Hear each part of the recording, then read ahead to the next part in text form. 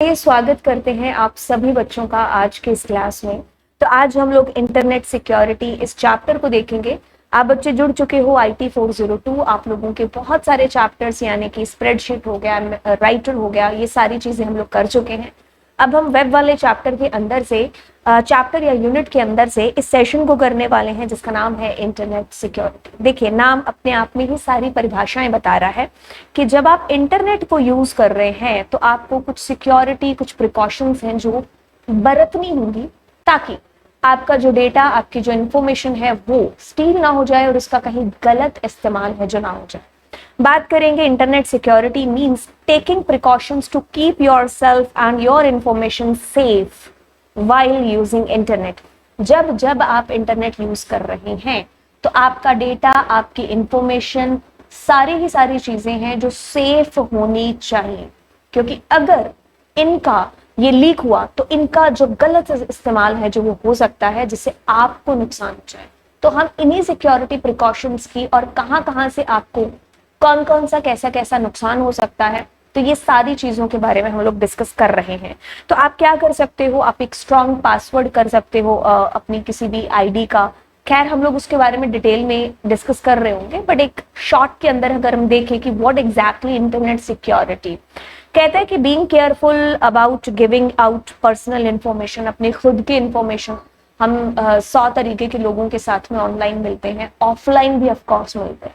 तो गली में राह चलते अगर हमसे कोई पूछ रहा है कि हाय हाउ आर यू, तो हमें थोड़ा सा ऐसा होता है कि मुझसे क्यों पूछ रहा है।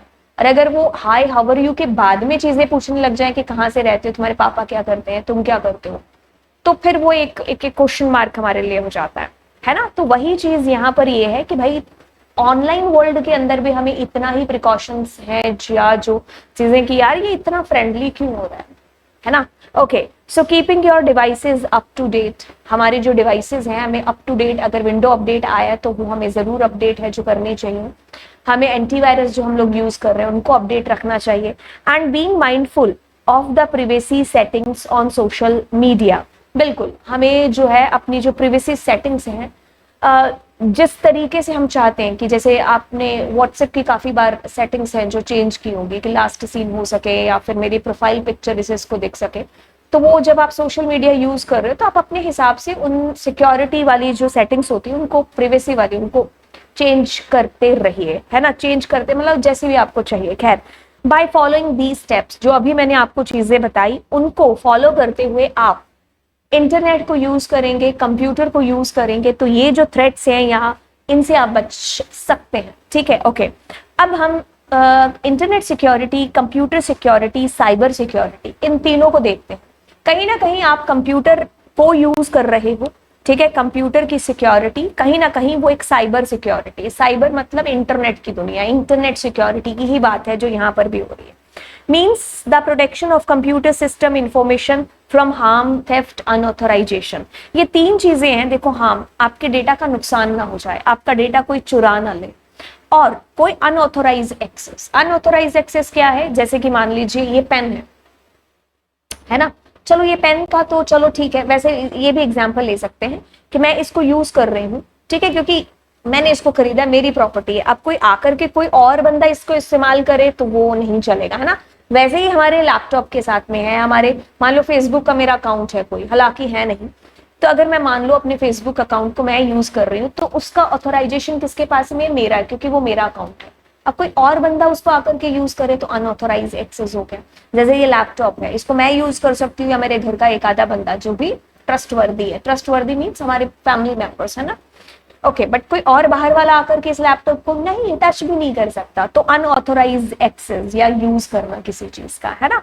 तो कहता है कि cyber security means protection of computer system, या फिर उसके अंदर की इंफॉर्मेशन जो कंप्यूटर के अंदर पड़ी है, फ्रॉम, कोई उसको हार्म ना कर दे, कोई चुरा ना ले, कोई अनऑथोराइज तरीके से उसको एक्सेस करके उसका यूज, इस्तेमाल ना कर ले। Computer hardware is typically protected by the same means used to protect other valuable or sensitive equipment via door lock or alarm। हम कंप्यूटर हार्डवेयर को तो अच्छे मतलब प्रोटेक्ट करते ही हैं, जैसे हम लोग बाकी चीजों को करते हैं। जैसे मान लो हमारी मम्मियाँ नहीं है, कोई मतलब कोई ससुराल से या फिर कोई मायके से उनको कोई जेवर मिले होते हैं, तो वो कैसे संभाल के रखते हैं, ये मेरे को उसने दिया था, ये मेरे को उसने दिया था, चाहे पहनना बंदी ना ही हो, है ना, फिर भी। तो वैसे ही हम लोग क्या कर सकते हैं, हमारे जो कंप्यूटर हार्डवेयर है हम उसको तो प्रोटेक्ट कर सकते हैं, भाई ताले में बंद करके रख दो, अब बाहर से ताला लगा दो, अब कोई ताला तोड़ करके अंदर जाए तो वो फिर एक अलग बात है, लेकिन हम ऐसे प्रोटेक्ट कर सकते हैं, लॉक वॉक में रख करके, कोई हम अलार्म सेट कर सकते हैं।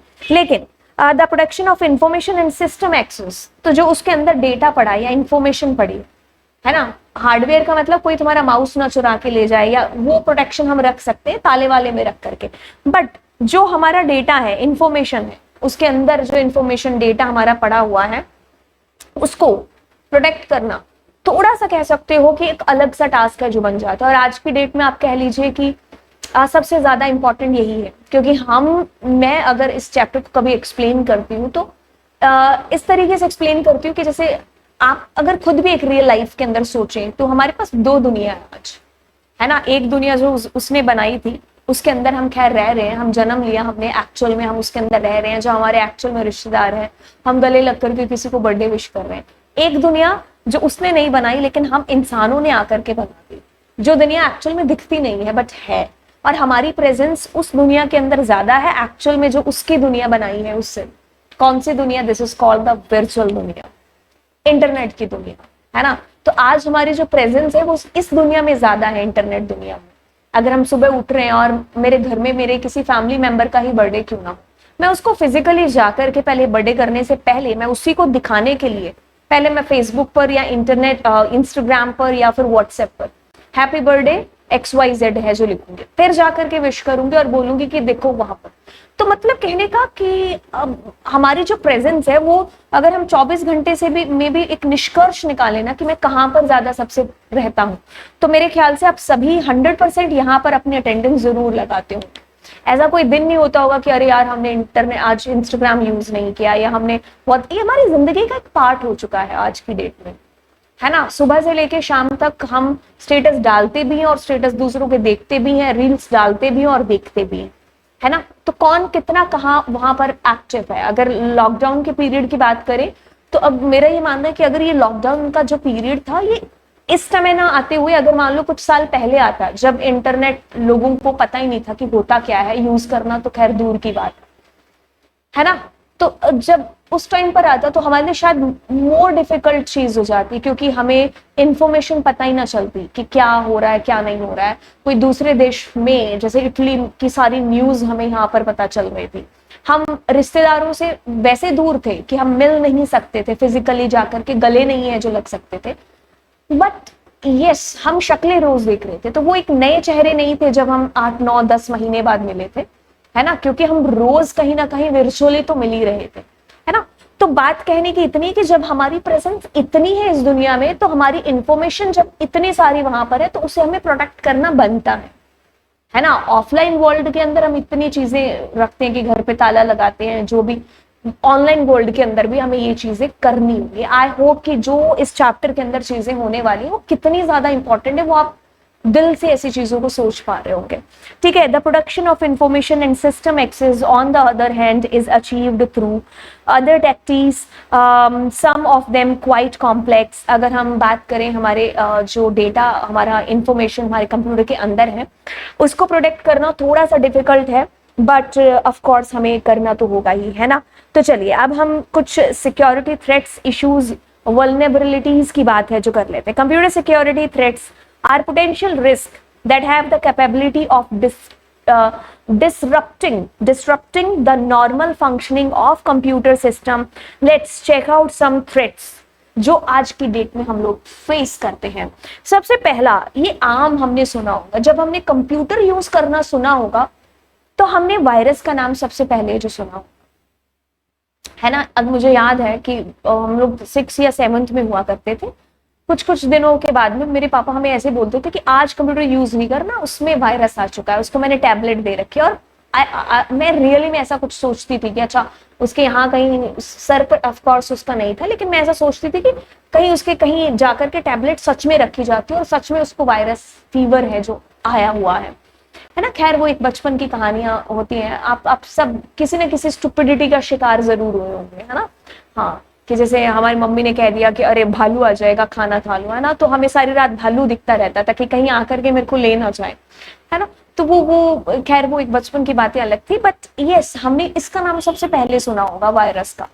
कहता है अब ये है क्या, ये एक मलेशियस प्रोग्राम है, ठीक है, मतलब ये भी क्या है, एक प्रोग्राम्ड कर रखा है, किसी ना किसी बंदे ने इसको प्रोग्राम्ड एक सॉफ्टवेयर बनाया होगा जो कि एक मलेशियस होगा, वायरस है। कहता है कि that installed into a computer without the knowledge of its user. मेरे कंप्यूटर, मैं कौन हूं, मैं अपने कंप्यूटर की एक यूजर हूं, मेरे नॉलेज के बिना कोई सॉफ्टवेयर मेरे कंप्यूटर में आता है और इंस्टॉल हो जाता है ना, वो क्या है, वो एक वायरस है। कहता है कि this program can replicate itself and infect other programs and files that are in the system. अब ये मेरे सिस्टम में आया, आकर के इसने अपने आप को दुगना तिगना करना स्टार्ट कर दिया, मींस रेप्लिकेट करना स्टार्ट कर दिया, ठीक है। अब इसने क्या कर दिया, अब दूसरे प्रोग्राम्स को भी इन्फेक्ट करना स्टार्ट कर दिया। जैसे कभी कभी हम, ऐसा नहीं होता, हम लोग किसी फाइल को ओपन करते हैं तो वो हमें एक एरर देती है, कभी कभी ऐसा होता है कि हम किसी फोल्डर को डिलीट करते हैं तो थोड़े समय के बाद में वो फोल्डर दोबारा से हमें विजिबल हो जाता है, हमारा कंप्यूटर ऑटोमेटिकली खुद से शट डाउन हो जाता है। टाइम इतना लगता है किसी एक फोल्डर को क्लिक करने के बाद में, तो वो घूमता रहता है आपका, है ना, पॉइंटर, और उसके बाद में काफी देर बाद वो ओपन होता है। तो ऐसे अबनॉर्मल सी चीजें जब हमारे सिस्टम में हो जाएं तो सोच लो कि कुछ तो गड़बड़ है बॉस, तो वायरस अटैक हो चुका है। These viruses make the victims computer मल फंक्शनिंग और at the worst completely unusable. हम यूज कर ही नहीं पाते, किसी चीज पर क्लिक करो कोई और चीज क्लिक हो रही है, एक चीज आपने फोल्डर को ओपन किया तो 50 उसकी कॉपीज आपके सामने डिस्प्ले होंगे, है ना। आप मतलब ऐसी चीजों को आप फेस करते हो, तो वो है कि भाई आपका कंप्यूटर बहुत ही वर्स्ट हो चुका है, यूज करने लायक नहीं बचा है, ठीक है, अजीब सी हरकतें हैं जो करने लग गया है, तो यानी कि वायरस का शिकार हो चुका है। In order to replicate itself a virus must be permitted to execute and write to memory. For this reason, many viruses attach themselves to an executable files that may be the part of legitimate program. ध्यान से सुनिए क्या चीज है। In order to replicate itself, a virus must be permitted to execute. सीधी सी बात है कि मान लीजिए मैंने कोई सॉफ्टवेयर डाउनलोड किया, अब ये वायरस क्या करेंगे, उस सॉफ्टवेयर के साथ में अटैच होकर के खुद से आ जाएंगे, ठीक है। तो मतलब क्या है, सीधी सी बात है कि इन वायरस को ना हमारी परमिशन की जरूरत पड़ती है, हम इनको परमिशन देंगे तब ये अटैक करना स्टार्ट करेंगे। अब वो तो नहीं है कि आ बैल मुझे मार, तो अगर आगे से कोई कह रहा है कि मैं खतरा बनने वाला हूं तुम्हारे कंप्यूटर के लिए, तो कौन है जो उसको डाउनलोड करेगा, मैं डाउनलोड करूंगी उसको, आप डाउनलोड करोगे, नो, हम उसको डाउनलोड नहीं करेंगे। इसलिए वो क्या करते हैं, छुप के वार करते हैं। वो क्या करते हैं, किसी एग्जीक्यूटेबल फाइल के साथ अटैच हो जाते हैं, तो जब तुम उसको एग्जीक्यूट करते हो तो वो भी ऑटोमेटिकली उसको इनडायरेक्टली हमने क्या दे दी, परमिशन दे दी उसको। हमने डायरेक्टली परमिशन थोड़ी ना देंगे कि आ बैल मुझे मार, तो हम तो दे रहे थे किसको, जो परमिशन उस सॉफ्टवेयर को, और पता चला उस सॉफ्टवेयर के साथ में ये एग्जीक्यूट हो गए।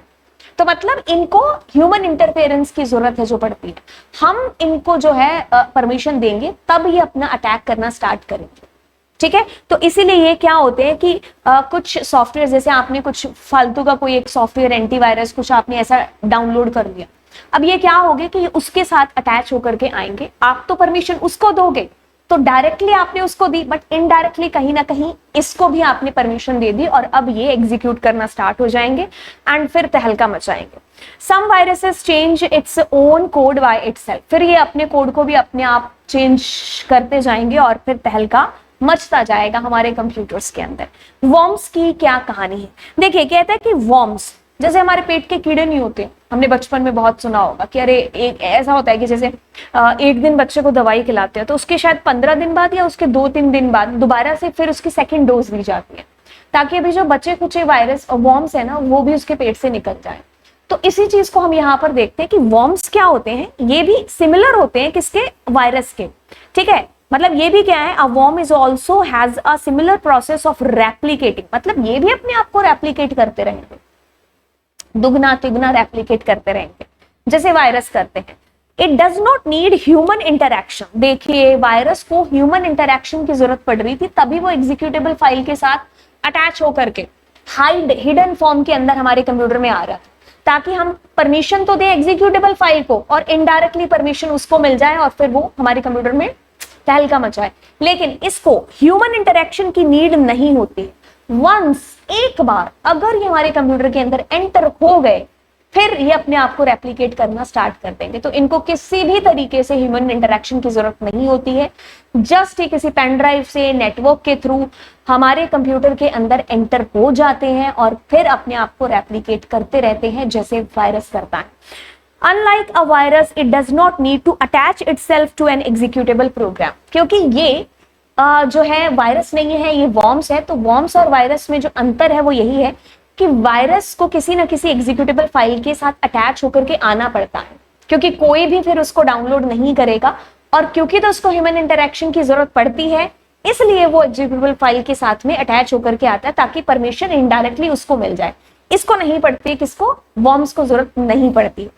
A computer worm can corrupt the files in your computer system and can use all the storage space in your hard disk by continuously replicating itself। जब आपके कंप्यूटर में आपको ये प्रॉब्लम बार बार क्रिएट होने लग जाए कि भाई आपकी मेमोरी सडनली है जो भर रही है, आप कह रहे हो कि भाई मेरे कंप्यूटर में मैंने 2 फिल्में डाल रखी हैं, अब इतने जीबी का जो स्पेस है बाकी का बचा वो जा कहाँ रहा है। तो बेसिकली वो स्पेस खा रहे होते हैं हमारे वॉर्म्स। यहाँ पर ये क्या करते हैं कि जैसे मान लीजिए ये आपकी हार्ड डिस्क है, आपने हार्ड डिस्क में इतना जो डेटा है ना, मतलब कहने का कि ये जो हिस्सा है इस हिस्से को ही आपने यूज किया हुआ है, ठीक है, ये आपने यूज किया हुआ है। ऐसे करके मैं इसको कलर दे देती हूँ, ठीक है। तो ये हिस्सा आपके द्वारा यूजेबल है कि आपने इसमें कोई मूवी या कुछ कर रखा होगा इंस्टॉल, मतलब कुछ मूवी वगैरह के लिए आपने यूज कर रखा होगा। लेकिन अब मान लीजिए आपके सिस्टम में आ गया वॉर्म, अब ये क्या करेगा, ये अपने आप को रेप्लिकेट करता जाएगा। तो इसके रेप्लिकेशन की वजह से क्या होगा, ये स्पेस ऑक्यूपाई करेगा, तो जिससे एक प्रॉब्लम क्रिएट होगी। और वो कौन सी? वो आपके पास में कि स्टोरेज स्पेस की दिक्कत आ जाएगी आपकी हार्ड डिस्क के अंदर। आपको बार बार, मतलब आप कुछ भी इंस्टॉल करोगे या डालोगे तो वो बार बार कहेगा कि space is not enough, not enough. The reason behind that this only कि आपका डेटा तो कम है, लेकिन वॉर्म्स की वजह से वो क्या हो रहा है, ऑक्यूपाई हो रहा है, और आपको प्रॉब्लम आ रही है किसकी? मेमोरी की, राइट। तो यानी कि ये क्या करेगा, अपनी सेना बनाता रहेगा। तो सेना जब बनेगी तो उसको स्पेस भी है तो चाहिए। तो आपको आपके कंप्यूटर के अंदर मेमोरी की दिक्कत सबसे ज्यादा है जो फील होने लग जाएगी। तो ये अपने आप को कंटिन्यूली क्या करेगा, रेप्लिकेट करेगा। It is also slows down computer the speed, बिल्कुल स्पीड स्लो हो जाएगी, क्योंकि डेटा फिर हमारा रन कहां पर करेगा, सारा तो स्पेस इसने ऑक्यूपाई कर रखा होगा, स्पीड की दिक्कत आएगी। और नेटवर्क पर भी, एक नेटवर्क से दूसरे नेटवर्क पर चला जाता है, तो इंटरनेट की स्पीड भी हमारी जो है वो कम हो जाएगी, ठीक है। और हमारा कंप्यूटर मल फंक्शनिंग बिहेवियर है जो करना स्टार्ट कर देगा।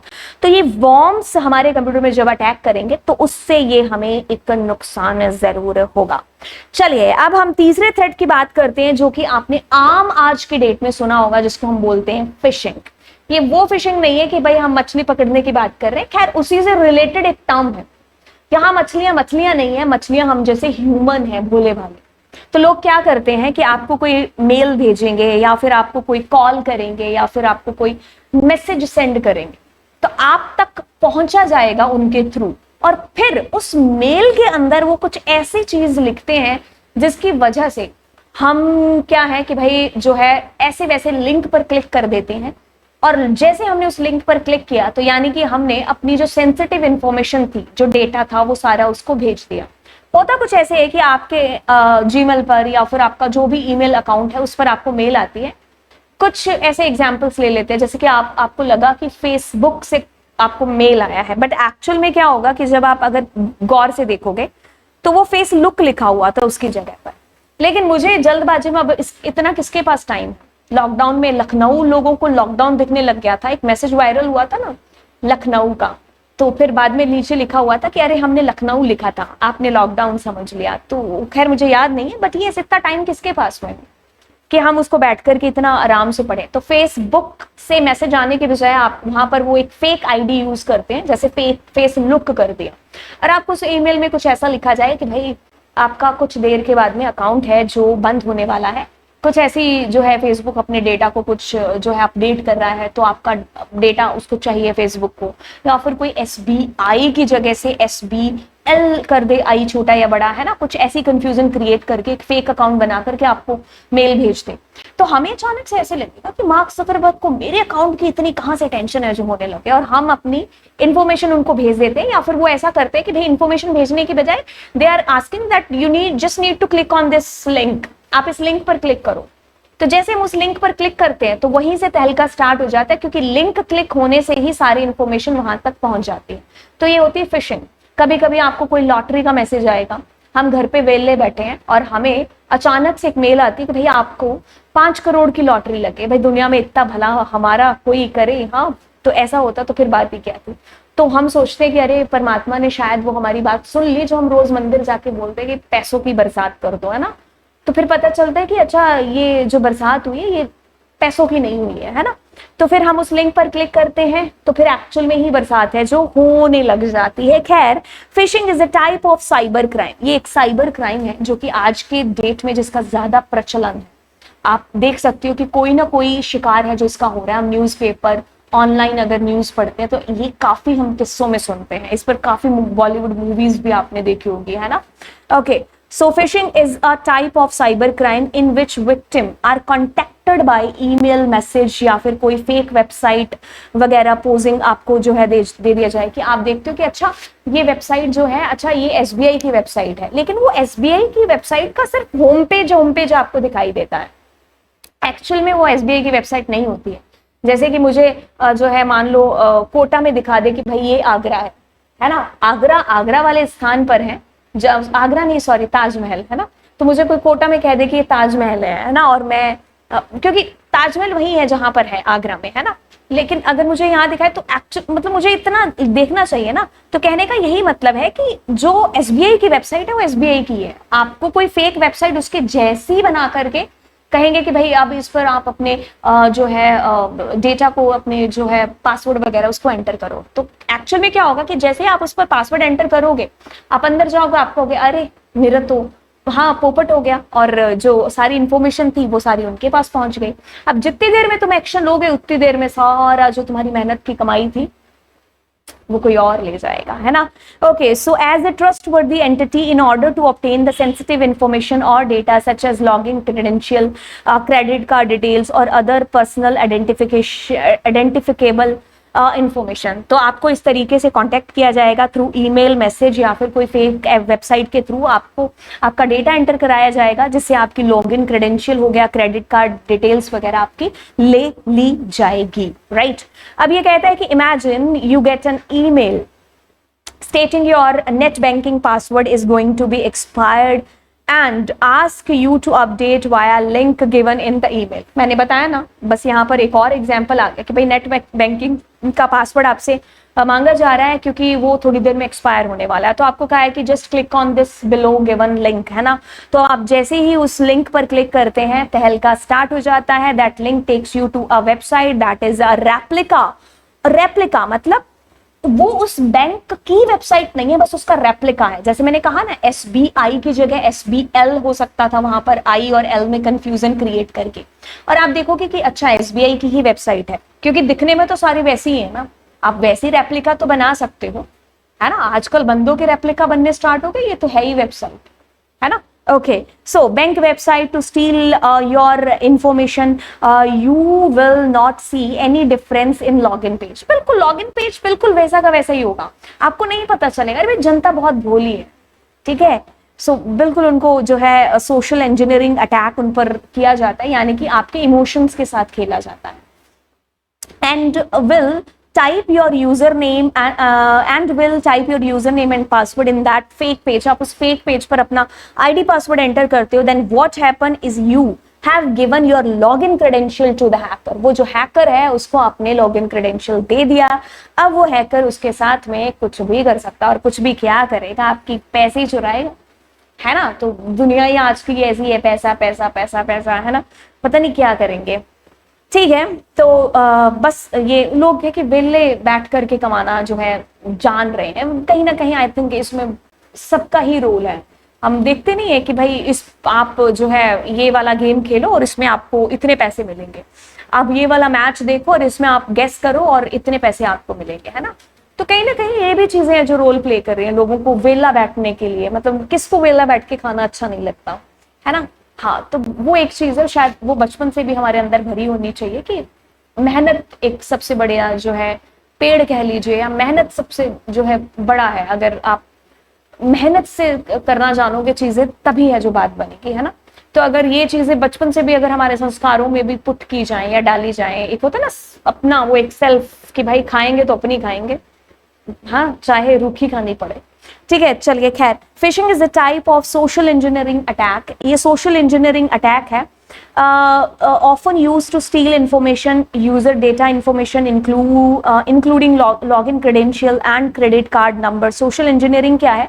साइकोलॉजिकल एक मैनिपुलेशन, एक टर्म है आपकी, कह लो कि भाई साइकोलॉजिकली आपका मतलब आपके दिमाग को एक तरीके से ऐसे पढ़ करके ना, और मतलब आपको उल्लू बेवकूफ बनाने की कोशिश करना। जैसे वही ना आपको कहा कि भाई मार्क जकरबर्ग को तुम्हारी टेंशन हो रही है फेसबुक अकाउंट की, फटाफट से अपने फेसबुक आईडी पासवर्ड हमें दे दो, या फिर एसबीआई वालों को सिर्फ तुम्हारी पड़ी, तुम्हारे अकाउंट में हो चाहे 10 रुपए, ठीक है, तो फटाफट अपना पासवर्ड आईडी है जो दे दो। तो मतलब आपके इमोशंस के साथ में कैसे आपके साथ साइकोलॉजिकल एक गेम है जो खेल करके आपको बेवकूफ बनाया जाता है, और हम फिर सर पर हाथ रख के बैठ जाते हैं कि क्या हो गया यार, ये मेरे साथ ही क्यों हुआ, क्योंकि ये हैकर्स यही करते हैं। ठीक है, तो this is called fishing. Next is called botnet. ये टेस्ला का बॉटनेट नहीं है। ये बॉटनेट क्या है? Botnet is a network of connected computers. बहुत सारे कंप्यूटर्स का एक नेटवर्क बना दिया जाता है that have been compromised by hacker। देखो, एक बहुत सारे कंप्यूटर्स को क्या कर दिया जाता है, एक उनका एक बड़ा नेटवर्क बना दिया जाता है। जैसे ये कंप्यूटर, ये इन सब को जो ऑपरेट करता है वो एक दाता करता धरता कौन होता है? हैकर भैया। ठीक है, ओके। तो अब ये क्यों किया जाता है? कहता है कि without the knowledge of the users. आपको भी नहीं पता होगा, आपका कंप्यूटर भी बॉटनेट का हिस्सा है जो बना हुआ है। तो मतलब काफी सारे क्या, बहुत सारे कंप्यूटर्स हैं जो लगे होते हैं कि उनका एक नेटवर्क बना दिया जाता है, उसको ऑपरेट करता है कौन? हमारा हैकर। अब ये कहता है कि each of the infected computer in the network is called. हमारे कंप्यूटर इस तरीके से ज़ॉम्बी कंप्यूटर बन जाते हैं। ठीक है, ज़ॉम्बी कंप्यूटर्स, बॉटनेट के अंदर जितने कंप्यूटर शामिल होते हैं वो क्या होते हैं? ज़ॉम्बी बन जाते हैं। जैसे कि मान लो ये सारे कंप्यूटर्स हैं, है ना, इस बंदे को टारगेट किया जा रहा है। देखो होता क्या है, जैसे हम चूज करते हैं कि भाई ये जो वेबसाइट है ना, ये आजकल काफी चल रही है, या ये कंपनी काफी चल रही है, XYZ कंपनी। ठीक है, तो ये क्या करते हैं कि इस एक कंपनी को मान लो ये टारगेट बना रहे हैं, इसको एक टारगेट बना दिया। अब देखो, ये कंपनी का डेटा बहुत सारा है, सर्वर बहुत बड़ा है, तो एक आधा कंप्यूटर तो नहीं कर सकता। We need a super computer for this. Super computer इतना महंगा कौन खरीदे? इतनी औकात होती खरीदने की तो फिर ये काम थोड़ी ना कर रहे होते, है ना। तो फिर वो बंदे क्या करते हैं कि आपके मतलब ऐसी, ऑफ कोर्स टैलेंट तो होता है उनके अंदर, ठीक है, टैलेंट तो होता है, तो क्या करते हैं कि बस टैलेंट का गलत इस्तेमाल करना जानते हैं, है ना। कभी कहते हैं ना कि इसमें दिमाग तो है लेकिन दिमाग का सही यूज नहीं करता। बस वही वाले बंदों की बात हो रही है जिनको हम हैकर्स बोल देते हैं। वो क्या करते हैं कि जैसे आपको पता भी नहीं होगा, ये सारे आपके जो कंप्यूटर्स हैं इन सब की पावर्स को इस्तेमाल करते हैं। तो आपके कंप्यूटर्स एक तरीके से ज़ॉम्बी कंप्यूटर्स बन गए। तो ऑपरेट करता है कौन? एक करता धरता, जिसको आप हैकर कहते हो। अब वो क्या करता है, इन सारे कंप्यूटर्स की शक्ति, पावर का इस्तेमाल करते हुए इसके सर्वर को डाउन करेगा, या फिर इस पर ट्रैफिक जनरेट करेगा, डोस अटैक करेगा। तो जिससे क्या होगा, कुछ टाइम के लिए मे भी हो सकता है इसकी वेबसाइट चलना बंद कर जाए, या फिर ट्रैफिक ज्यादा जनरेट हो जाए तो कोई भी यूजर की रिक्वेस्ट फुलफिल ना कर पाए। तो देखो, बड़ी बड़ी कंपनीज में तो अगर 1 मिनट के लिए भी इंटरनेट गायब हो जाए या उनकी वेबसाइट ओपन ना हो तो बहुत नुकसान हो जाता है उनको। तो एक कुछ टाइम पीरियड के लिए उस पर डोस अटैक कर देते हैं, या फिर उसके सर्वर को किसी तरीके से उसके डेटा को ब्लॉक करने की कोशिश करते हैं। तो मतलब कहते हैं ना कि खुद का फायदा हो या ना हो, बस दूसरे का नुकसान हो, ये शांति इनको मिलनी चाहिए हैकर्स। तो बोटनेट क्या हो गया कि इन सारे नेटवर्क्स का एक कनेक्शन, मतलब एक नेटवर्क बना दिया इन्होंने, बोटनेट।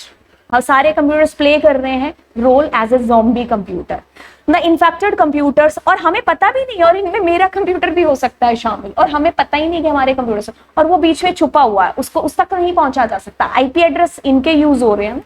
ठीक है, कहता है कि the infected computer which now is the boat is used for carrying out malicious activities in large scale attacks, जैसे डोस हो गया। टिपिकली द बोट हेडर या जो बोट मास्टर है will hijack a network of computer systems to create a botnet and then use it to execute various types of cyber crimes या cyber attacks in like scam हो गया, brute force attack हो गया, malware invention हो गया।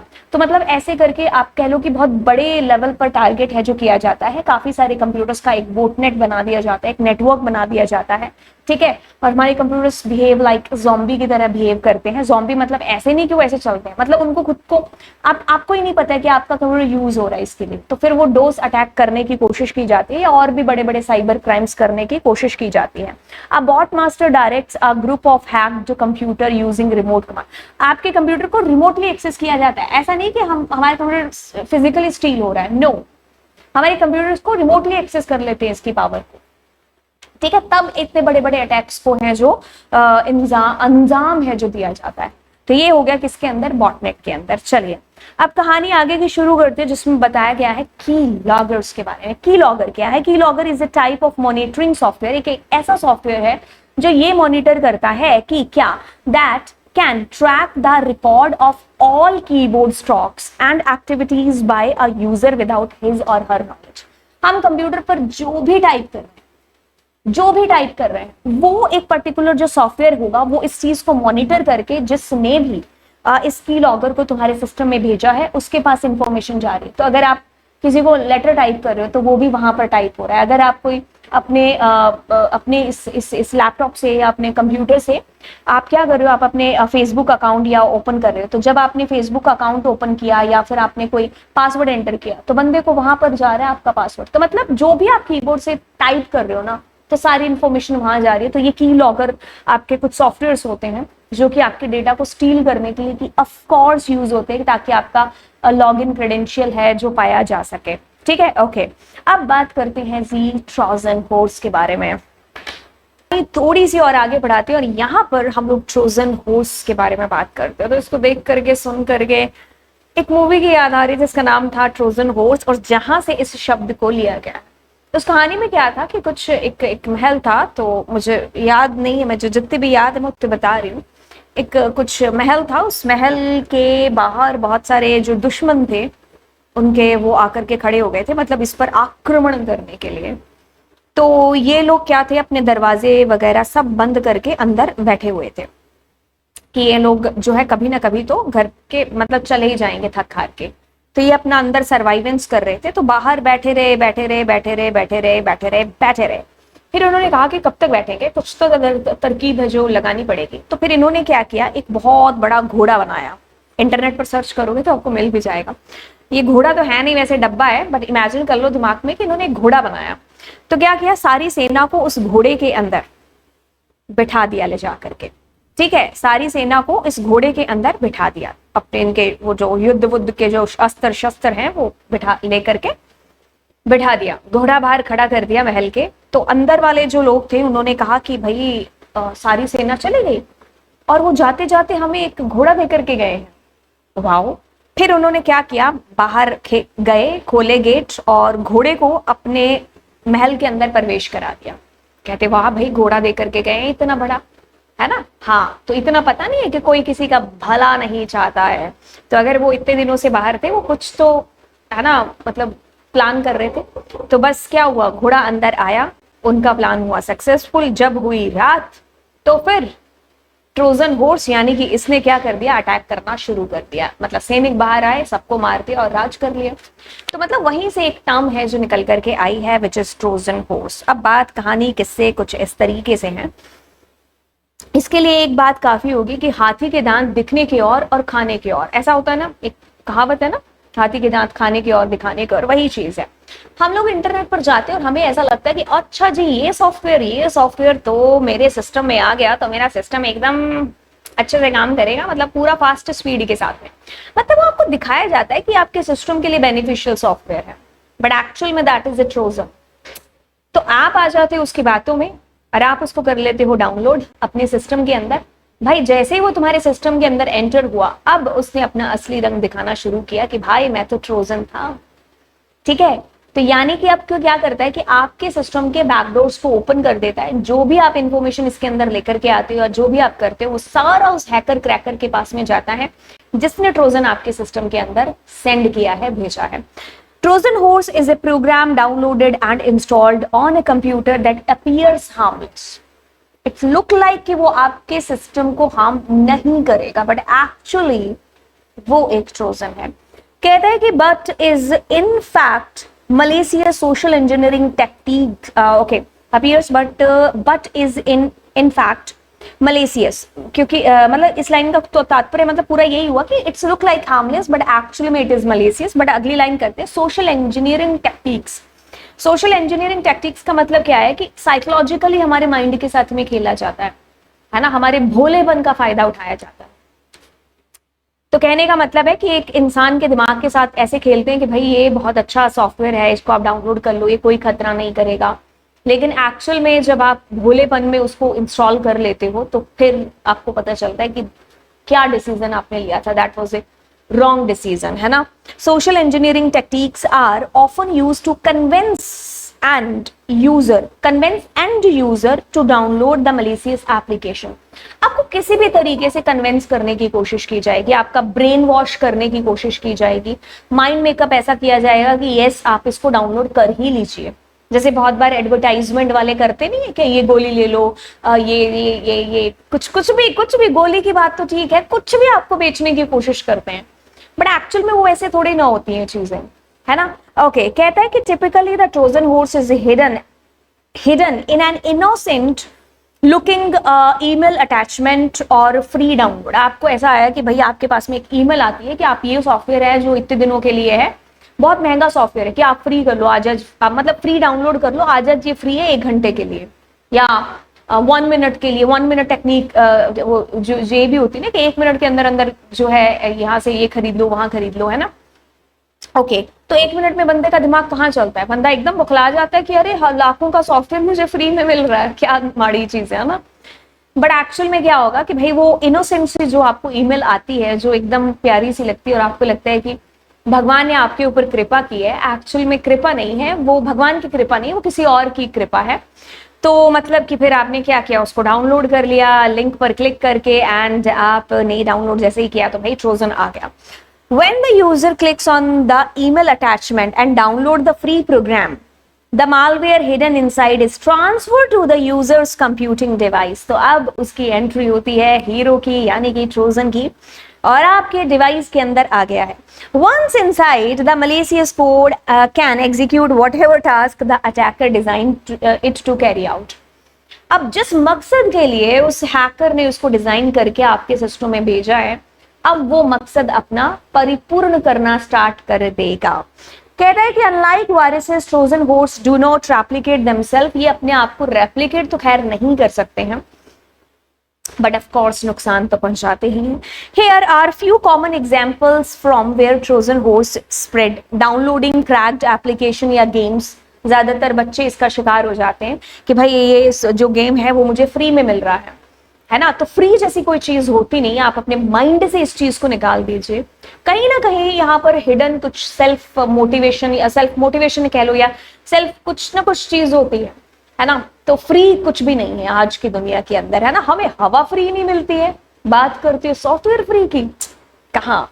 Downloading unknown programs, games, opening infected email attachment, visiting shady websites. तो आप जो है इन सारी चीजों से दूर रहिए, थोड़ा सा सोचिए समझिए, दिमाग से डिसीजन लीजिए कि भाई ये जो गेम है या ये एंटीवायरस है ये फ्री नहीं है, ठीक है। आप यूं ही कहीं वेबसाइट्स पर ओपन करो, उसके अंदर ओपन करते रहो, क्लिक्स करते रहो, नो, ठीक है। तो यस, आप खतरा है जो जाती हुई बला का मोल ले लेंगे। चलिए अब हम इवैस ड्रॉपिंग के बारे में बात करते हैं। कभी कभी ये तो शायद काफी लोग इसका शिकार भी होते होंगे, है ना। हाँ, मेरे को याद है बचपन की कहानियां। बचपन में वो लैंडलाइन फोन हुआ करते थे ना, तो बारिश के दिनों में क्या होता था कि पड़ोस की जो बातें होती थी वो सुनाई देती होती थी, है ना। हाँ, ऑफ कोर्स हमारी बातें भी उनको सुनाई देती थी ना, हमारी भी सुनाई देती थी, उनकी भी देती थी। तो ये दोनों में चलता रहता था, कभी हम उनकी सुनते थे, कभी वो उनकी सुनते थे। हालांकि अब देखो ये कितनी गंदी बात है जो मैं आपको बता रही हूँ, है ना। हाँ, बट बचपन के किस्से बचपन के ही होते हैं, है ना। ओके, सो मतलब वो भोलेपन के अंदर बस फोन उठा करके अच्छा उनके घर में ये हो रहा है, फिर सारी चीजें बताना, अच्छा अच्छा उनके घर में ये चीज हो रही है। अब हमें पता चलता है हमारे घर में जो हो रहा है उनको उनको भी पता चल रहा है ना। हाँ, तो बस ये कहानियां होती है बचपन की, है ना। हाँ, तो स्टुपिडिटी वाली काफी आपने डेंजरस चीजें भी की होंगी, हालांकि हम भी उन्हीं लोगों में से रह चुके हैं। बट ये ऐसे वेस्ट ड्रॉपिंग है ना। अब अगर जो है बड़े हो चुके हैं तो अब भी ऑफ कोर्स कुछ लोग हैं जो ऐसा करते हैं कि भाई दूसरों की बातें हैं जो सुनते हैं, बस वही चीज यहाँ पर दैट्स कॉल्ड द इवेसड्रॉपिंग, जब ये ऑनलाइन होने लग जाए। Eavesdropping refers to secretly listening to someone's talk without their permission, उनकी परमिशन के बिना आप उनकी बातों को सुनने की कोशिश कर रहे हैं, तो ये इवेसड्रॉपिंग है। अब ये कहता है कि attackers try to steal, manipulate, modify, hack information और system by passively listening to network communication, knowing password etcetera. जैसे मान लो ये आपका सिस्टम है, ये आपके दोस्त का सिस्टम है, तो आप यहां से कोई डेटा इसको भेज रहे हो, बीच में जो हमारा हैकर है उसने कल्टी मारी, ठीक है, एंट्री कर दी और आपके डेटा को किसी तरीके से हैक करके वो देख रहा है, मतलब आप सारी चीजें उसको पता चल रही हैं, बस कुछ बोल नहीं रहा है, आपको भी पता नहीं चल रहा है, बस वो आपके डेटा को बस एक तरीके से लीक कर रहा है, अपनी तरफ इंफॉर्मेशन लेकर के आ रहा है। And yes, that's eavesdropping. और हो सकता है आप उस बात के दौरान, जो आपकी बात इसके साथ चल रही है, उस बात के दौरान आप जो है अपने ईमेल, पासवर्ड, क्रेडेंशियल इंफॉर्मेशन, कुछ ऐसी चीजें आप उसको दे दें आपके सेंसिटिव डेटा से रिलेटेड, तो उसको तो वही चाहिए ना, बस मिल गया मसाला उसको, हो गया। Okay, a physical example would be, suppose if you are talking to another person in your organization and if a third person listen to your private talk, then he she is said to eavesdrop, उसको हम eavesdrop कहेंगे इस शख्स को, ठीक है, on your conversation. Okay, similarly your conversation on internet may be eavesdropped by attackers listening to your private conversation by connecting to your network if it is insecure. अगर वो insecure connection आप बना रहे हैं नेटवर्क का, तो that means hacker crackers बीच में eavesdrop बन सकते हैं और eavesdropping हो सकती है, यानी कि आपकी बातें लीक हो सकती हैं। चलिए अब किस्सा कहानी बातें शुरू करते हैं, किसके साथ में, स्पूफिंग के साथ में। स्पूफिंग शब्द क्या है? It is act of representing as a valid entity through falsification of data. Data का फाल्सिफिकेशन ही कहलाता है स्पूफिंग। जैसे कि मान लीजिए आप क्या है कि आप यहाँ पर अटैकर का एग्जांपल लीजिए, ये अटैकर भाई साहब है, ठीक है, ये क्या करेंगे, ये सर्वर से रिक्वेस्ट करेंगे, एक तरीके से डेटा का फाल्सिफिकेशन देंगे, ठीक है, मतलब कि किसी और का नाम, किसी और का पासवर्ड। अब सर्वर को क्या पता, सर्वर कोई बंदा थोड़ी है, वो भी आगे चीजें उसमें भी प्रोग्राम्ड हो रखी है। अब वो सोचेगा कि अच्छा ये इस शख्स का है, तो वो सारी इंफॉर्मेशन दे देगा किसको, हैकर को। तो ये डेटा का फाल्सिफिकेशन हो गया यहाँ पर, ठीक है।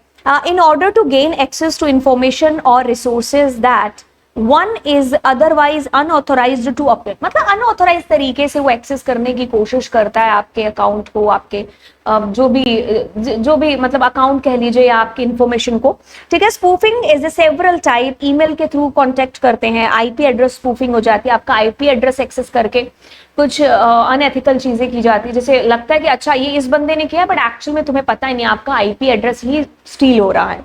मैक स्पूफिंग हो गया, ठीक है, मैक एड्रेस को भी मे बी चुरा करके वो जो है ऐसे अनएथिकल चीजें कर दें। बायोमेट्रिक स्पूफिंग है ना, तो आप पता चलता है कि अच्छा ये इस बंदे ने जो है बायोमेट्रिक किया, बट एक्चुअल में वो आपने नहीं किया, वो किसी और ने, तो किसी भी तरीके से स्पूफिंग है जो हो सकती है। Means the thing is that the falsification of data, ठीक है, डेटा को झूठे तरीके से रिप्रेजेंट कराना। Okay, so then we are going अगले वाले हिस्से पर, जो कि है डैनियल ऑफ सर्विस, यानी कि डीडॉस अटैक। डीडॉस अटैक क्या होता है कि एक ऐसा अटैक आप कह लीजिए कि जैसे मान लो एक टारगेट मेरी वेबसाइट है, ठीक है, ये एक वेबसाइट है जो कि मेरी टारगेटेड है, तो मैं चाहती हूँ, मैं क्या है, इसके काफी सारे यूजर्स है, काफी पॉपुलर वेबसाइट है, कंपनी है काफी पॉपुलर। अब क्या होता है कि जो हैकर्स होते हैं, क्रैकर्स होते हैं, वो क्या करते हैं, वही बॉटनेट वाले कंप्यूटर्स का इस्तेमाल करते हैं, मतलब काफी सारे कंप्यूटर्स लगा देते हैं।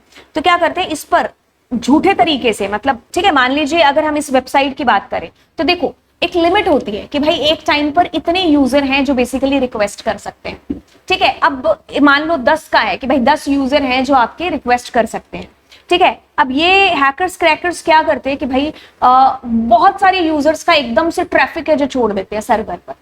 तो क्या हो जाता है कि आपका डेटा आपको दिखना बंद हो जाता है। मतलब क्या होता है कि आप क्लिक करते हो जिस भी इंफॉर्मेशन को आपको चाहिए तो आपका गोल गोल घूमता रहता है। जैसे फॉर एग्जाम्पल रियल में कभी कभी ये चीजें होती है जब हमारे रिजल्ट आ रहे होते हैं, है ना। हम लोगों का 10th का 12th का जब रिजल्ट आता है तो हम सीबीएसई के सर्वर एकदम से डाउन हो जाता है क्योंकि एकदम से भीड़ आती है। उसकी भी एक लिमिट है ना कि एक टाइम में इतने यूजर्स ही रिक्वेस्ट कर सकते हैं, तो सारे रिजल्ट देखने लगते हैं उसी टाइम पर, तो क्या होता है सर्वर डाउन हो जाता है। ऐसे ही ये क्या करते हैं, मतलब गलत तरीके से आप कह लीजिए कि एक तरीके से गलत यूजर्स की जो है बाढ़ ले आते हैं उस जिस भी वेबसाइट के सर्वर को डाउन करना होता है।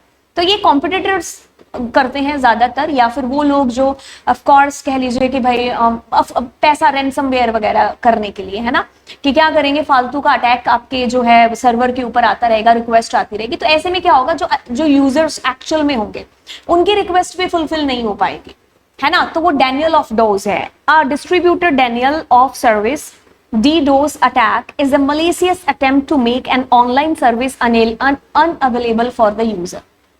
मान लो फ्लिपकार्ट हो गया, है ना, हम फ्लिपकार्ट के यूजर्स हैं या फिर अमेजोन के, तो हम लोग वहां से जो है अपने सामान को खरीद रहे हैं। अब क्या हो रहा है कि एक ही साथ में बहुत सारे यूजर्स उससे रिक्वेस्ट कर रहे हैं, है ना। तो अब इतने में क्या होगा, तो फिर उसका सर्वर है जो डाउन हो जाएगा, तो एक्चुअल जो मेरे जैसा यूजर होगा उसकी सर्विस फुलफिल ही नहीं हो पाएगी, है ना। तो अनअवेलेबल ऑनलाइन सर्विस उसके लिए अनअवेलेबल हो जाए उस पर्टिकुलर यूजर के लिए या उस कंपनी के यूजर्स के लिए, है ना। Network resources such as web server have a finite limit to the number of requests that they can service simultaneously। एक सर्वर है, उसकी एक लिमिट है कि एक में वो 10 जो है रिक्वेस्ट वही फुलफिल कर सकता है या 20 है। अगर उससे ज्यादा हुआ तो फिर वो क्या हो जाएगा, कर ही नहीं पाएगा, रिक्वेस्ट ही नहीं कर पाएगा। आप खुद एक एग्जाम्पल लो, आप मान लो आइसक्रीम जो वेंडर हो, ठीक है। अब आइसक्रीम वेंडर एक साथ में मान लो 4 लोगों की आइसक्रीम तो आराम से तैयार करके दे देता है, लेकिन उसके पास 40 बंदे आए और 40 कह रहे हैं मेरे को दो, तो इस बंदे का क्या होगा। वही है कि भाई सर्वर का क्या होगा, है ना। इतनी सारी रिक्वेस्ट आ रही है उसके पास में, तो वो सही यूजर कौन सा है, गलत यूजर कौन सा है, उसको क्या पता, है ना। तो ऐसे में क्या होगा, मे बी हो सकता है सर्वर इतना डाउन हो जाए कि वो किसी की भी रिक्वेस्ट ना दे पाए, है ना। तो ऐसे करते हैं कॉम्पिटिटर्स, ठीक है। कहता है कि in addition to the capacity limit of the server, the channel that connects the server to the internet will also have a finite bandwidth capacity। देखिए ना केवल सर्वर की बात हो रही है यहाँ पर कि सर्वर इतने यूजर्स की रिक्वेस्ट को फुलफिल कर सकता है, बल्कि जिस चैनल जिस मीडियम से आप इंटरनेट से कनेक्ट हो रखे हैं तो उसकी भी एक पर्टिकुलर बैंडविड्थ है, उसकी भी एक कैपेसिटी है कि एक टाइम में इतना ही डेटा आपका ट्रांसफर है जो हो सकता है।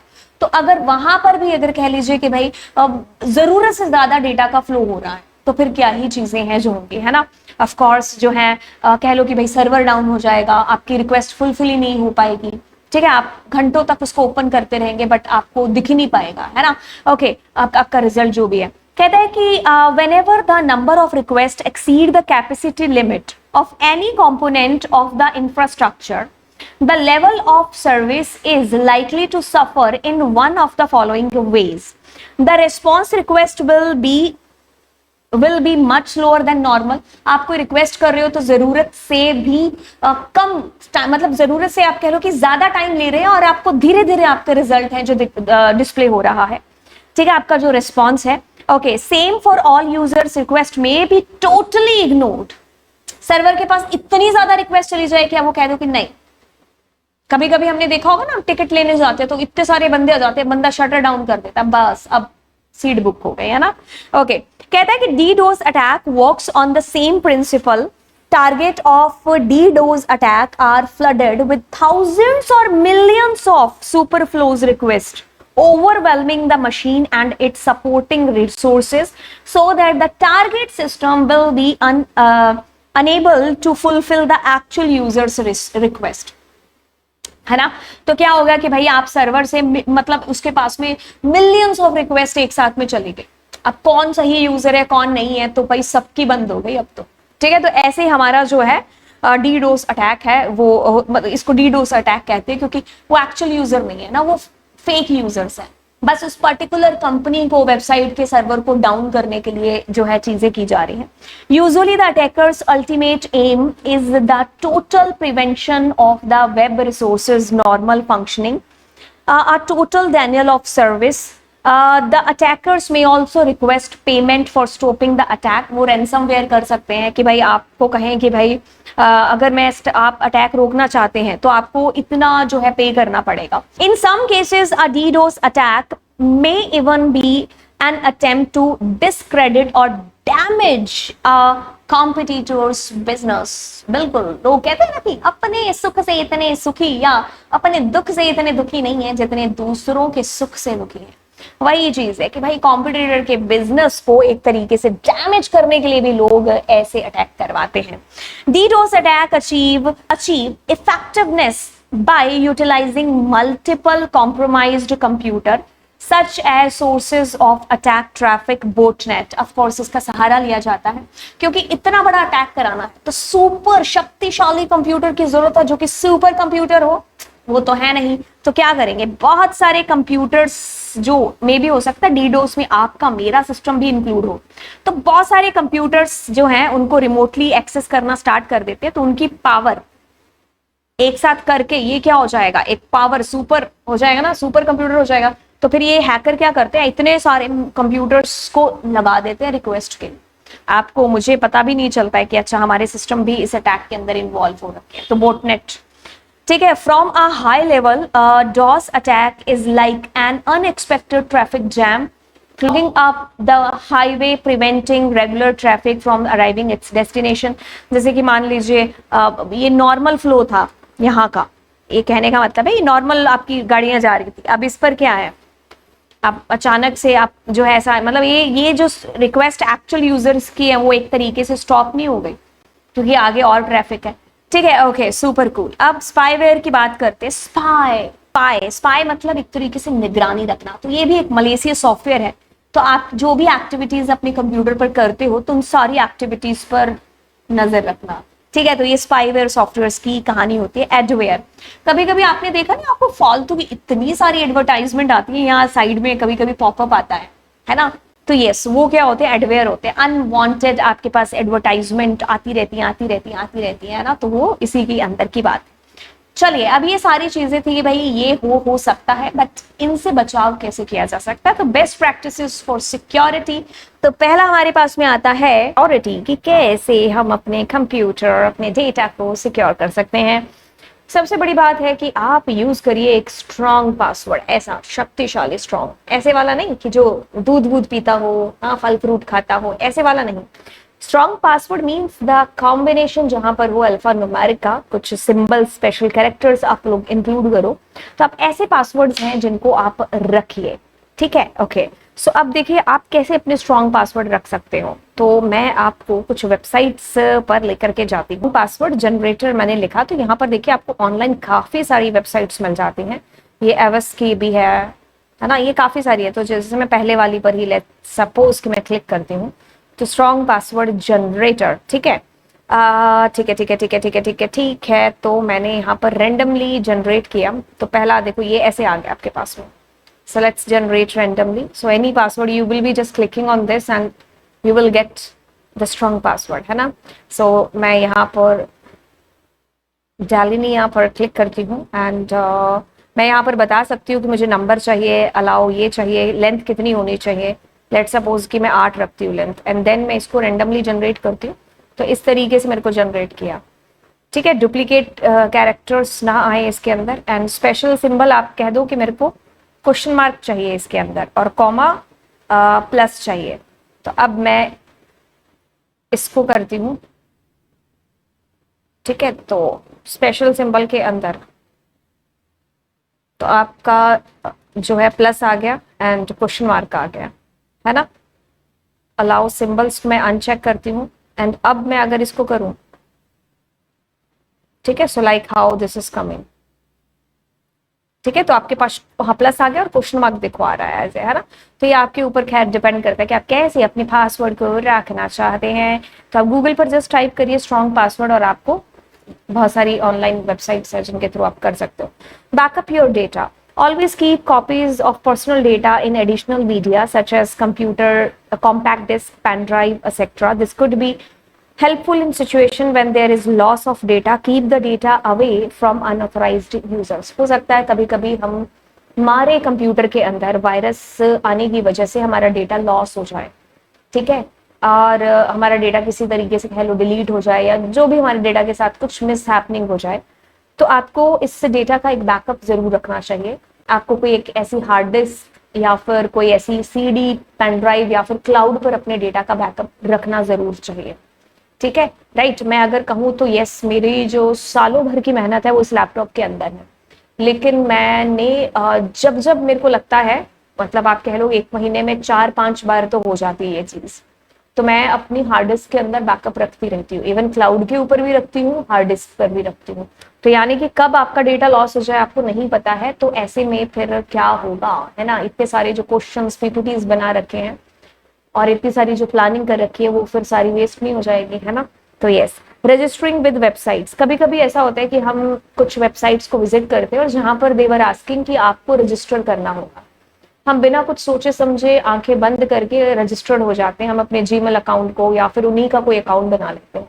तो ऐसे में फिर वो एडवर्टाइजमेंट भेज भेज कर हमें परेशान करते रहते हैं, क्योंकि उनको हमारी इंफॉर्मेशन मिल गई। अब वो हमें जो है कुछ कभी कुछ मेल के थ्रू या मैसेज के थ्रू डेटा भेजते रहते हैं, अभी ये वाली सेल है, यहाँ पर आ जाओ, ये वो, है ना।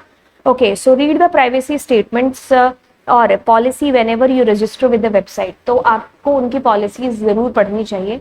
कभी कभी वो ओके एक्सेप्ट करने से पहले आपको एक बहुत ही बड़ा एक ऐसे काइंड ऑफ दे देते हैं पढ़ने के लिए, तो हम टाइम के लैक ऑफ टाइम हम लोग उसको पढ़ते नहीं है, चेक करके हम ओके कर देते थे या एक्सेप्ट कर देते हैं। तो हमें आंखें बंद करके ये चीज नहीं करनी, बल्कि आंखें खोल करके हमें वो सारे स्टेप्स पढ़ने होते हैं। ओके, सो द स्टेटमेंट और policy will include information about how the website use the personal data, क्योंकि आपके डेटा को आगे चल करके वो पर्टिकुलर वेबसाइट कैसे डेटा का इस्तेमाल करने वाली है, तो वो चीज बड़ी मायने रखती है। क्योंकि बहुत सारी ऐसी वेबसाइट्स हैं जो इस मामले में बड़ी बदनाम है।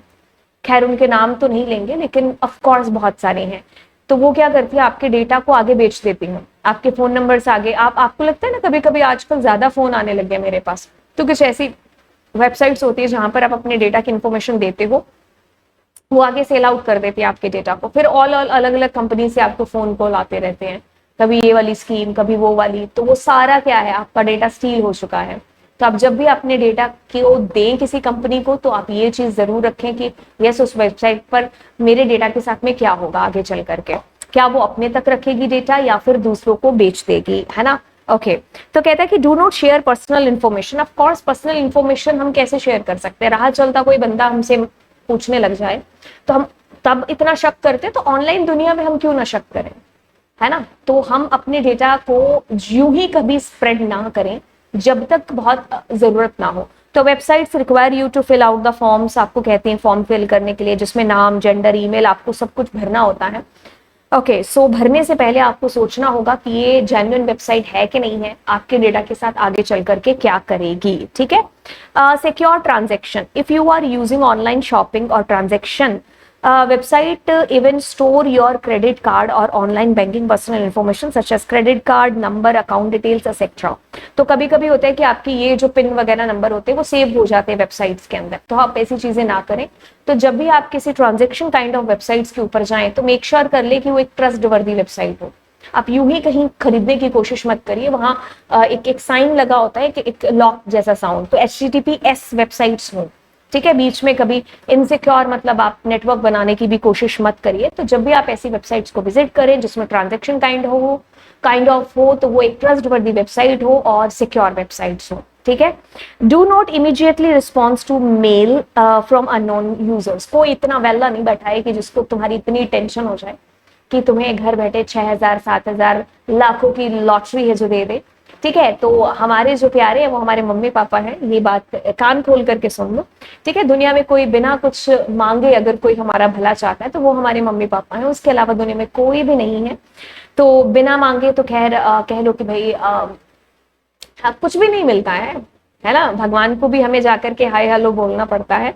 तो खैर ये तो बात किसकी रही, ऑफ कोर्स जो है इसकी हमारी रही है ना। मतलब कुछ भी आप मतलब इस चीज को आप समझ सकते हो कि भाई आपको कोई ऐसी फालतू की मेल आ गई कि आपसे कुछ भी इंफॉर्मेशन मांगी जा रही है, हाय हेलो ही बोला जा रहा है, तो क्या इतनी जल्दी पड़ी है उसको हाय हेलो बोलने की? ठीक है, तो आप किसी बड़े की सहायता लें, बड़े को बताएं आप, उसके बाद में ही आप उसको रिस्पॉन्स करें। It may be a fake email, fake mail हो सकता है, trying to gather personal information such as your bank account. हम बच्चे इतने भोले होते हैं कि कुछ भी हमसे पूछा गया कि अच्छा मैं तुम्हारी अंकल बोल रहा हूँ और मुझे ये मैं कहीं ट्रैफिक में फंस गया हूँ, मैं फोन नहीं कर सकता हूँ, सिर्फ मैसेज कर रहा हूँ, अभी रात के इतने बजे है, मे भी हो सकता है तुम्हारे पास कल तक ये मैसेज आए, तो जैसे आए मुझे इतने पैसे भेज देना। तो यस, ये सारी चीजें क्या है, फेक हैं। ठीक है, तो आपको रिकन्फर्म करना चाहिए उस बंदे को फोन करके। आजकल तो एआई वॉइस मिमिक भी है जो चल पड़ा है ना? आपने देखा होगा सिद्धू के गाने कितने ज्यादा पॉपुलर हो रहे हैं कि किसी भी सिंगर की आवाज पर सिद्धू की आवाज को मिमिक कर दिया, है ना? तो यस, देखो कहीं चलो ठीक है, इन चीजों का कहीं फायदा भी हो रहा है, बट ऑफ कोर्स कभी आपको कुछ भी बन करके कॉल है जो किया जा सकता है, आपके पापा की आवाज लगेगी बट एक्चुअल में दैट इज द एआई। ठीक है, right, okay, so it do not immediately response, okay, then use antivirus. हम कहीं ना कहीं एंटीवायरस को जरूर है जो यूज करें, तो इससे क्या होगा कि जितने भी अटैक्स हैं या मालवेयर्स हैं वो ऑफ कोर्स उससे प्रिवेंट हो सकते हैं, कर सकते हैं अपने कंप्यूटर को। Computer can prone to attack from softwares known as malware that could harm your computer. Malware track browsing behavior or transmit personal data from your computer programs such as keylogger वगैरह। आपके computer में install हो गया तो सारी information वहां जाती रहेगी, जो जो आप टाइप करोगे तो हैकर के पास जाती रहेगी वो वाली इंफॉर्मेशन। ठीक है, ट्रांसमिट एवरी की that pressed on a keyboard, तो वो की स्ट्रोक्स मतलब अनऑथराइज यूजर है जो एक्सेस करने लग जाएगा, कि जैसे तुमने कीबोर्ड पर पासवर्ड एंटर किया, की लॉगर के थ्रू वो उस तक पहुंच गया जिसने की लॉगर तुम्हारे सिस्टम में भेजा है। तो कीप एंटीवायरस आपको अप टू डेट रखना चाहिए। तो एंटीवायरस अगर इंस्टॉल होगा तो ऐसी चीजों से बचा जा सकता है। ब्राउजर की हिस्ट्री यानी कि कुकीज को हमें क्या करना चाहिए, डिसेबल्ड करके रखना चाहिए। बाकी कुकीज अच्छी भी हैं बुरी भी हैं, तो अच्छी बुरी का मतलब क्या है, कहता है कि कुकीज भी सॉफ्टवेयर है, प्रोग्राम है, कुछ टेक्स्ट फाइल्स हो गए एक तरीके से। जब भी आप किसी नई वेबसाइट को ओपन करते हैं तो क्या होता है कि वो आपके सिस्टम में एक टेक्स्ट फाइल को ड्रॉप कर देती है जिसमें आपकी यूजर आईडी पासवर्ड होता है। तो ऐसा क्यों होता है, जैसे कि आप किसी वेबसाइट को पहली बार ओपन कर रहे हो तो वो थोड़ा सा टाइम ले रही है।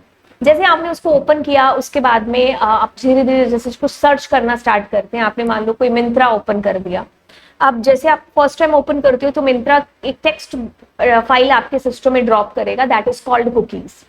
ओके, तो अब आप जो जो सर्च करेंगे ना, आपको अगली बार जब आप जाओगे एक तो आपकी वेबसाइट जल्दी ओपन होगी और दूसरा आपकी जो हिस्ट्री थी, आपने क्या सर्च किया था प्रीवियसली, उस अकॉर्डिंग आपको अब चीजें रेकमेंड होंगी। मान लो बीबा आपने पिछली बार सबसे ज्यादा सर्च किया होगा, तो अब बीबा की जो न्यू लॉन्चिंग होगी, न्यूज चीजें होंगी, वो आपको ज्यादा रेकमेंडेशन में आएंगी, है ना? जैसे कई बार होता है कि मैं कोई पर्स देख रही हूँ तो अब मैंने कहा चलो रहने दो, इससे इतने पैसे लगेंगे, नहीं लेंगे। अब आप जिस भी वेबसाइट पर जाते हो आपको वही पर्स दिखाई देता है, ये कुकीज के थ्रू ही है जो होता है ना? तो आप कहोगे अच्छा सारी दुनिया पागल हो रही है इस पर्स को खरीदने के लिए, चलो चलो मैं भी जल्दी खरीद लेता हूँ।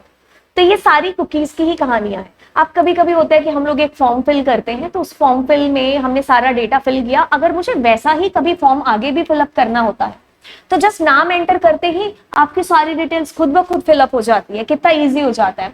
तो that is happened because of हमारी कुकीज की वजह से।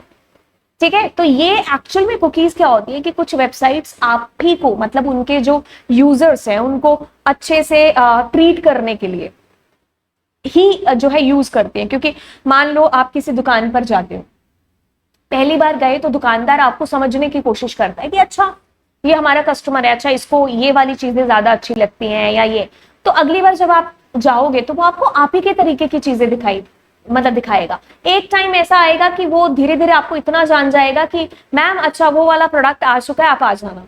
पता चल जाएगा तुम्हें चाय अच्छी लगती है कि कॉफी अच्छी लगती है। तो इसमें देखो ऑफलाइन यूज जो दुकानदार है वो भी इसी टेक्निक को अपनाते हैं, हालांकि उनको टाइम लग जाता है यूजर की मेंटेलिटी को समझने में, है ना?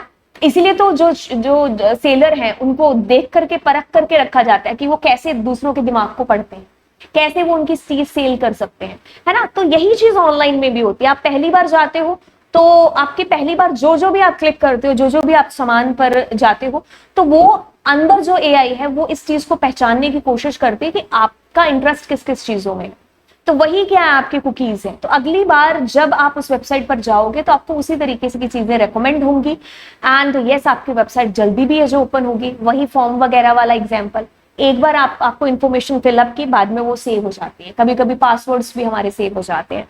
तो कहते हैं cookies are programs that are generated, that are created on your local computer when you visit a website. जब एक वेबसाइट, न्यू वेबसाइट पहली बार आप विजिट करते हो तो वो एक कुकीज को ड्रॉप करती है, यानी कि टेक्स्ट फाइल को। Through cookies are meant for storing data based on your activities performed during your earlier visit, such as a logo details of shopping cart, visited pages in a website. They could also be tracked by unauthorized user and possibly gain access to your personal information. देखो, इसके लिए अगर मैं कहूंगी ना, यहाँ दो तरीके की कुकीज होती है, फर्स्ट पार्टी और थर्ड पार्टी। फर्स्ट पार्टी तो ठीक है, जो हमारी जैसे फ्लिपकार्ट हो गया या फिर ऐसी अच्छी वेबसाइट्स हैं जो है ना, अमेजॉन हो गया, तो ये अच्छी वेबसाइट तो आपके डेटा का कुछ भी नुकसान नहीं करेंगे, बल्कि कुकीज का फायदा आप ही को देने की कोशिश करेंगे कि आप जैसे उस वेबसाइट पर जाओगे तो आपको जो चीजें अच्छी लगती है, आपको जैसी चीजें अच्छी लगती है, जो आपकी पास्ट हिस्ट्री रही है सर्चिंग की, उसी के बेसिस पर आपको रिकमेंडेशन भी है जो आएंगे। बट कुछ ऐसा होता है कि आपका जो डेटा है ना, वो थर्ड पार्टी को दे दिया जाता है, फिर वो आपको परेशान है जो करते हैं। कहता है कि these are the cookies that website store to know about your search history and website history, so as to place advertisement as per your interest. फिर वो आपको एडवर्टाइजमेंट दे देकर परेशान है जो करती रहती है। ठीक है, तो वो थर्ड पार्टी कुकीज हैं जो बेसिकली होती हैं। ठीक है, चलिए अब कहानी को आगे करते हैं। तो इसमें पता चल गया स्मॉल पीसेज ऑफ इंफॉर्मेशन, एक टेक्स्ट फाइल ही होती है जिसमें अब इंफॉर्मेशन होती है। ठीक है, आप इसको डिसेबल भी है जो कर सकते हैं, मैं बताती हूँ कैसे कर सकते हैं। फायरवॉल, ओके, तो आग की दीवारें। आग की दीवार का मतलब क्या है? मान लीजिए एक एग्जांपल लेते हैं कि भाई एक घर का एग्जांपल है, एक घर है सोना सा। अब क्या होता है कि इसके घर में कुछ मेंबर होते हैं, एक ये, एक ये, एक ये, एक ये, एक ये। अब ये क्या है कि इनके घर की दीवारों पर अगर आग लगा दी जाए तो क्या होगा? ना ये बंदे घर के बाहर जा सकते हैं, ना ये घर के बाहर खड़े हुए जो लोग हैं वो इस घर के अंदर जा सकते हैं। अब इन घर की बजाय एग्जाम्पल लो कि दिस इज एन ऑर्गेनाइजेशन। इन लोगों की जगह एग्जाम्पल लो कि ये सारे कंप्यूटर्स हैं। अब ये ऑर्गेनाइजेशन के जो कंप्यूटर्स हैं वो इसका नेटवर्क यूज कर रहे हैं, ना ये बाहर जा सकते हैं, ना ही बाहर के जो कंप्यूटर्स हैं जो जिनको अथॉरिटी नहीं है, जो अनऑथोराइज है, वो अंदर आ सकते हैं। तो मतलब जिनको अथॉरिटी है वही इसका नेटवर्क यूज कर सकते हैं, unauthorise user can't access the network. तो इससे प्रिवेंट करने के लिए फायरवॉल का यूज है जो किया जाता है। हार्डवेयर के थ्रू भी कर सकते हैं और कुछ सॉफ्टवेयर इंस्टॉल करके भी हम लोग फायरवॉल जो है कर सकते हैं, मतलब फायरवॉल लगा सकते हैं जिससे अनऑथोराइज एक्सेस को रोका जा सके।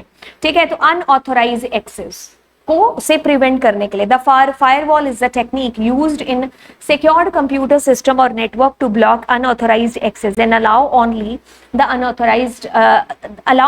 Authorised user. Firewall can be implemented either hardware भी हो सकता है और सॉफ्टवेयर पर भी, और एक कॉम्बिनेशन ऑफ बोथ भी हो सकता है। इट इज अ डिवाइस और सेट ऑफ डिवाइसेस और software running on a computer which is configured to permit और डेनी द कंप्यूटर। तो क्या है कि इसी के बेसिस पर वो परमिट करेगा या डिनाई करेगा कि ये कंप्यूटर एक्सेस कर सकता है कि नहीं कर सकता है। ठीक है, तो जैसे ये है जो आपका नेटवर्क है, ये कंप्यूटर को मिल रखी है परमिशंस एक्सेस करने की। अब बाहर वाले में ये फायरवॉल डिसाइड करेगी कि इसको एक्सेस करने की परमिशन है या किसको नहीं। ठीक है, चलिए कहता है कि बेस्ट प्रैक्टिसेस फॉर सिक्योरिटी आगे कर देते हैं। तो कहता है कि never install software from unknown sources. जी हाँ, आप जो है किसी भी वेबसाइट पर जाकर के यूं ही कभी किसी सॉफ्टवेयर को इंस्टॉल करने की कोशिश मत करिए। ठीक है, एक तो कि भाई उसको एक जो है वैलिड वेबसाइट से ही इंस्टॉल करने की कोशिश करो। Remove unwanted and unknown software applications. Yes, फालतू के जो सॉफ्टवेयर्स हैं उनको आप डिलीट करिए अपने सिस्टम से, जो नहीं चाहिए आपको। मे बी हो सकता है दे कैन बी ट्रोजन। ठीक है, so these might have installed without your knowledge. आपको पता ही नहीं है ना, तो वो ये ट्रोजन हो सकता है, तो आप उसको जल्दी से जल्दी हटा दीजिए अपने कंप्यूटर से। कहता है कि यूज एनक्रिप्टेड सॉफ्टवेयर। देखो, एनक्रिप्शन डिक्रिप्शन दो एक टर्म है कि जैसे मान लीजिए मुझे किसी को ओके का मैसेज भेजना है। ठीक है, तो मैंने ओके भेजा, तो अब मैंने यहाँ पर भेजा 15/11। ठीक है। तो 1511 मैंने क्यों भेजा, क्योंकि मतलब ये मैंने क्या कर दिया, एनक्रिप्ट कर दिया। आगे चल करके जो यूजर है जिसको मैसेज गया वो इसको डिक्रिप्ट करेगा। 15वें नंबर पर क्या आता है ओ, 11वें नंबर पर आता है के, तो ओके। तो मतलब ये क्या हो गया, एनक्रिप्शन, यानी कि आप अपने मैसेज को सिक्योर कर रहे हो किसी कोड में बदल करके, और डिक्रिप्ट करना यानी कि उसको उसी की एक्चुअल फॉर्म के अंदर बदलना। ठीक है। तो एनक्रिप्शन डिक्रिप्शन ये है, तो हमें ऐसे सॉफ्टवेयर्स का इस्तेमाल है जो करना चाहिए।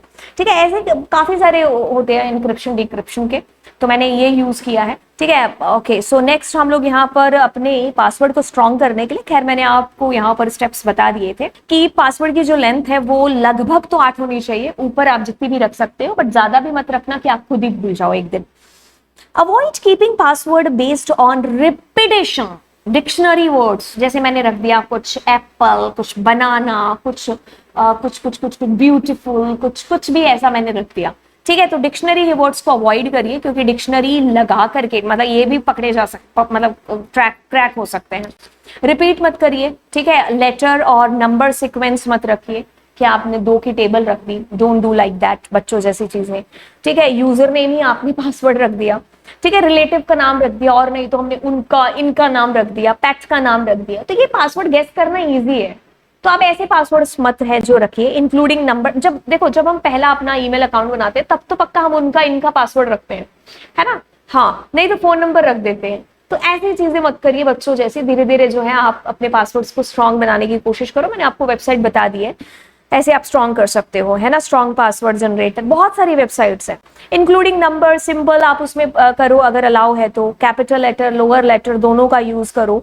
Avoid using the same password for multiple website. आप कहो कि यार इतने सारे मेरी वेबसाइट्स है, इतने मेरे अकाउंट्स हैं, मैं सब पर अलग अलग रखूंगा तो मैं भूल जाऊंगा, है ना। तो आप क्या करते हो, सबका सेम रख देते हो ना। ऐसी गलती ना करने का। अगर आपकी एक अकाउंट हैक हुआ तो भाई सारे हो गए, फिर हम सड़क पर आ गए। तो ऐसी गलती नहीं करनी। Avoid using something that the public और workmate know you strongly like dislike. Okay, avoid करना है कि जैसे मेरे साथ वाले बंदे को पता है कि मेरे को पर्पल कलर अच्छा लगता है, तो मैं पर्पल के ऊपर ना रखूं पासवर्ड। ठीक है। तो आप अपने लाइक डिसलाइक को थोड़ा सा इस ऐसे वाले मत रखिए। ठीक है। पिंक कलर अच्छा लगता तो मैंने पिंक रख दिया, अपनी डेट ऑफ बर्थ रख दी। ठीक है। ऐसे पासवर्ड नहीं रखना। रैंडम जनरेटर करिए अगर पॉसिबल हो तो। ऐसी वेबसाइट्स पर जाकर के आप ऑनलाइन रैंडमली जनरेट कर सकते हो अपने पासवर्ड्स अगले किसी की तरफ, जिसमें हाँ हैकिंग के बारे में बताया गया। हैकिंग एक अनऑथोराइज्ड टर्म है, यानी कि अनऑथोराइज तरीके से आपके सिस्टम को एक्सेस करना जिस शख्स के थ्रू होता है वो हैकर होता है, और इस प्रोसेस को हैकिंग कहते हैं।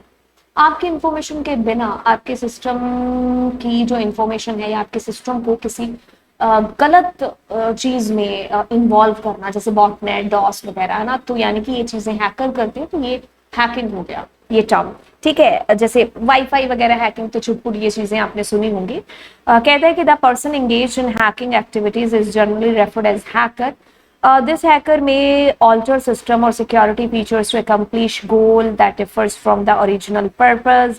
देखिए क्या है कि भाई हैकर्स है तो ये आपकी क्रेडिट कार्ड इंफॉर्मेशन हो गई या कोई पर्सनल ऐसी इंफॉर्मेशन है जिसको हैक करके आपके सिस्टम को चुराने की कोशिश जो करते हैं वो हैकर्स होते हैं। और इस टर्म को, ये जो प्रोसेस है, इसको हैकिंग बोल दिया जाता है। Clearing data stored in browser.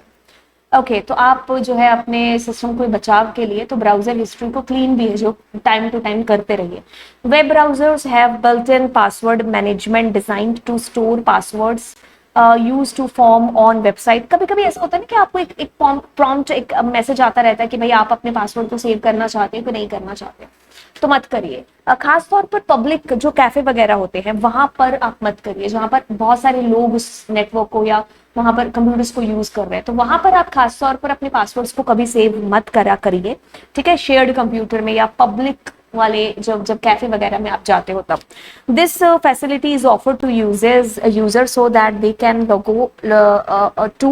Log in to their frequently use website without having to type the user name और पासवर्ड। है ना, कभी कभी हमें ऐसा होता है, इवन जीमेल पर भी हम जाते हैं तो हमें साइड में एक पॉपअप आता है कि भाई आपको अपना पासवर्ड सेव करना है कि नहीं करना है। तो हम अपने सिस्टम पर तो ठीक है, लेकिन आप दूसरे जो शेयर्ड सिस्टम है या फिर पब्लिक है वहां पर आप ना करिए। तो क्या करेंगे अगर आपको ये कुकीज को और इनको पासवर्ड वगैरह जो है अपने ब्राउजर हिस्ट्री को क्लीन करना है, तो आप जाएंगे और आप यहाँ पर ये जो 3 करना है, इन 3 डॉट्स पर बेसिकली क्लिक है जो करना है। अब आप जाएंगे तो एक ड्रॉप डाउन विंडो अपीयर होगा, इसके अंदर से आपको सेटिंग्स पर जाकर के बिल्कुल क्लिक है जो करना है। देन आप इस पेज पर पहुंचेंगे। इस पेज पर पहुंचते ही आपको ये प्राइवेसी एंड सिक्योरिटी है, इस पर क्लिक कर देना है। ऐसे ओपन होगा, आप स्क्रॉल डाउन करेंगे तो आपको ये 2 चीजें दिखाई देंगी, क्लियरिंग और एक ये कुकिंग वाला, कुकीज वाला। ठीक है, तो आप जैसे ही आपने क्लियर ब्राउजर हिस्ट्री को किया, खैर कुकीज को भी आप डिसेबल कर सकते थे, और यहाँ से देखिए एक डायलॉग बॉक्स अपीयर हो रहा है। तो यहाँ पर आपको देखो कुकीज हो गया या कैश इमेजेस फाइल, किसको आपको क्लियर आउट करना है। एंड यहाँ पर देखो ये एक ड्रॉप डाउन अपीयर होगा, अगर आप यहाँ क्लिक करोगे तो आप लास्ट 4 वीक्स का या लास्ट 7 डेज का, तो आपको जो भी क्लियर करना है तो आप करके क्लियर डेटा और बाहर आ जाएंगे। ठीक है, तो बस ये कहानी हुई। अब हम चलेंगे आपके टॉपिक जिसका नाम है मेंटेन वर्क स्पेस सेफ्टी। तो चलिए फिर मिलते हैं आपको अगली क्लास में। Thank you so much and yes do subscribe the channel. Bye.